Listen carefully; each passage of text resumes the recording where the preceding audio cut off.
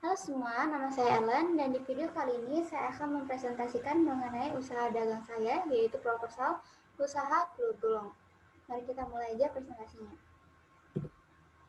Yang pertama ada daftar isi, yang dibagi menjadi 4, yaitu business overview, yang kedua analisis usaha, yang ketiga analisis pasar, dan yang keempat perhitungan keuangan.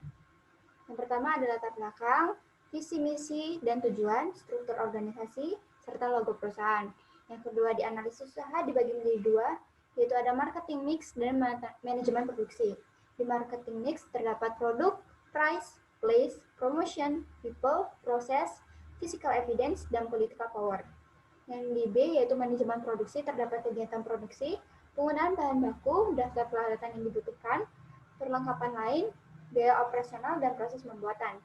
Yang ketiga, di analisis pasar terdapat analisis SWOT, yaitu strengths, weakness, opportunities, and threats. Yang keempat, di perhitungan keuangan terdapat break-even analysis, balance sheet, estimasi pengeluaran, dan menerapkan harga jual serta estimasi laba. Di sini saya menggunakan quotes dari Henry Ford yang juga merupakan pengusaha, yaitu coming together is a beginning, staying together is progress, and working together is success. Nah, di sini terdapat logo perusahaan kami yaitu PT UU Food. Nah, kita masuk ke business overview.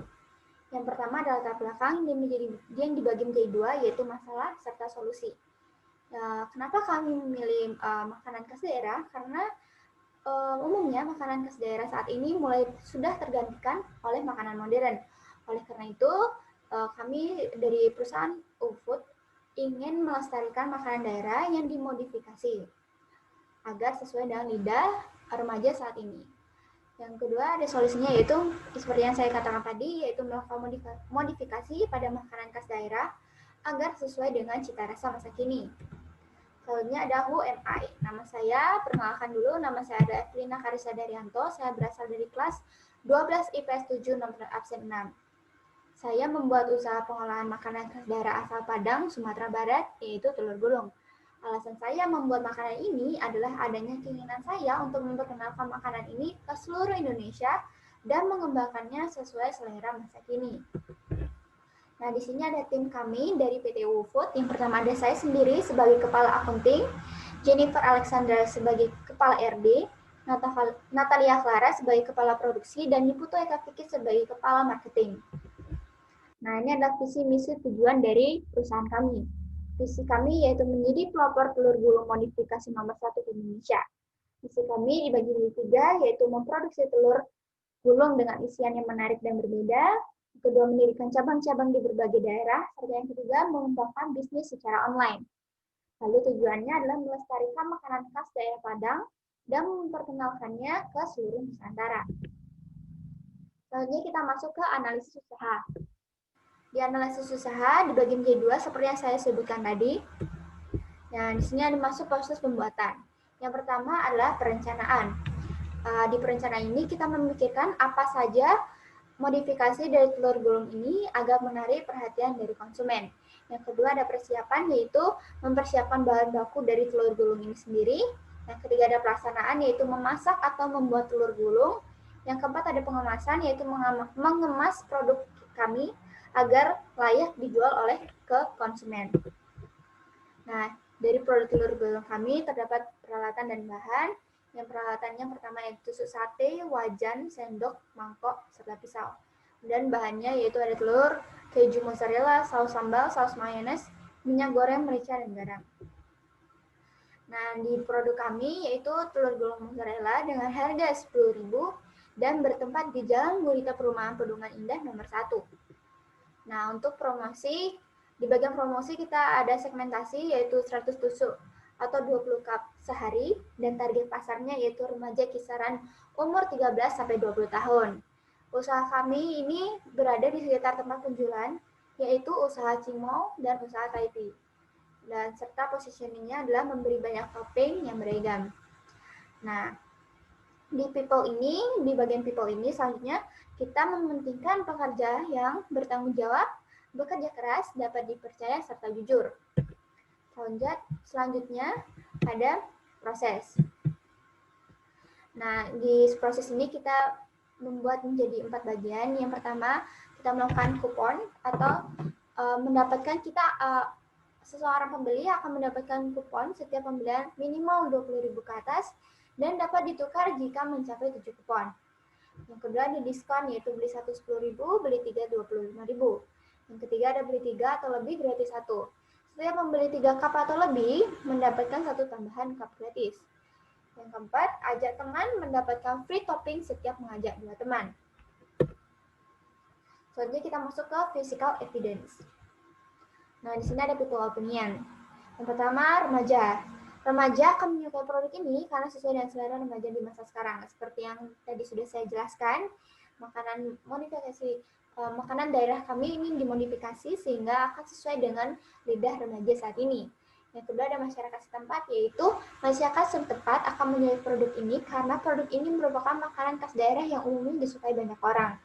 Dan yang ketiga ada masyarakat milenial, yaitu masyarakat milenial akan menyukai produk ini karena makanan khas daerah ini telah dimodifikasi sesuai dengan selera masa kini. Yang keempat ada para influencer. Para influencer akan suka produk ini karena jenis makanan yang umum dan terkenal. Nah, di sini ada political power. Umumnya pemerintah melarang kami menggunakan sampah plastik. Nah, cara menyikapinya yaitu kami menggunakan kemasan yang menggunakan cup berbahan kertas. Yang kedua, pemerintah juga menyarankan kita untuk stay at home di masa pandemi ini. Nah, cara menyikapinya yaitu menerima pesanan melalui media sosial atau online. Yang keempat, yang ketiga berinovasi dan beradaptasi dengan masa baru. Cara menyikapinya yaitu menghasilkan produk telur gulung yang dimodifikasi secara beragam. Dan yang keempat, menerapkan harga serendah mungkin, yaitu menjual produk dengan harga murah dengan kualitas yang terbaik. Lalu ada manajemen produksi, kegiatan produksi. Nah, di sini kita dibagi menjadi 4, yaitu kegiatan awal produksi, yaitu perencanaan produk.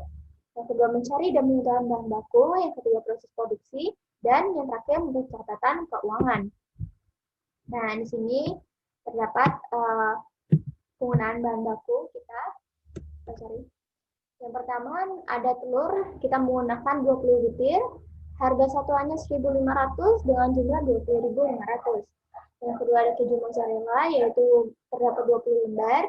Kita menggunakan 20 lembar dengan harga satuan Rp750 dengan jumlah Rp15.000. Nah, terus yang ketiga ada saus sambal. Kita menggunakan 20 saset, yang harga satuannya Rp500 dengan jumlahnya adalah Rp10.000. Lalu yang keempat ada saus mayonnaise. Kita menggunakan 1 saset besar dengan harga satuannya Rp5.000 dan kita hanya menggunakan jumlahnya itu Rp5.000. Lalu yang kelima, kita menggunakan minyak goreng. Kita menggunakan 250 ml satu gelas dengan harga satuan Rp3.500 dan jumlahnya yaitu Rp3.500. Kita juga menggunakan merica dengan berat 2,5 gram atau 1 saset. Harga satuannya adalah Rp1.000, jumlahnya adalah Rp1.000. Dan terakhir kita menggunakan garam dengan 100 gram, yaitu harga satuannya Rp1.000 dan jumlahnya Rp1.000. Jadi total penggunaan bahan baku kami adalah Rp56.000. Selanjutnya ada daftar pelengkapan. Yang pertama, kita menggunakan tusuk sate sebanyak 100 biji. Harga satuannya Rp6, jumlahnya Rp600. Nama peralatannya yang kedua, yaitu wajan, banyaknya 1. Harga satuannya yaitu Rp20.000 dengan jumlah Rp20.000. Yang ketiga, kita menggunakan mangkok 1. Harga satuannya Rp5.000 dengan jumlahnya Rp5.000. Nah, yang keempat, kita menggunakan sendok. 1 sendok, yaitu harga satuannya yaitu Rp3.000 dengan jumlahnya yaitu Rp3.000. Dan terakhir kita menggunakan cup sebanyak 20 cup. Harga satuannya Rp200 dengan jumlahnya Rp4.000. Jadi total perlengkapan kami yaitu Rp32.600. Nah, biaya operasionalnya ini kita terdapat 3 biaya operasional. Yang pertama ada gas yaitu Rp15.000, listrik dan air Rp20.000, dan tenaga kerja Rp20.000. Jadi totalnya adalah Rp55.000. Nah, di sini ada proses produksi. Step pertama, siapkan bahan-bahan. Step kedua, campurkan telur, garam, dan merica dalam mangkok, lalu kocok lepas telur. Step 3 yaitu panaskan minyak. Minyaknya harus banyak. Yang keempat, Tuang sekitar 3 sendok makan telur ke dalam minyak panas.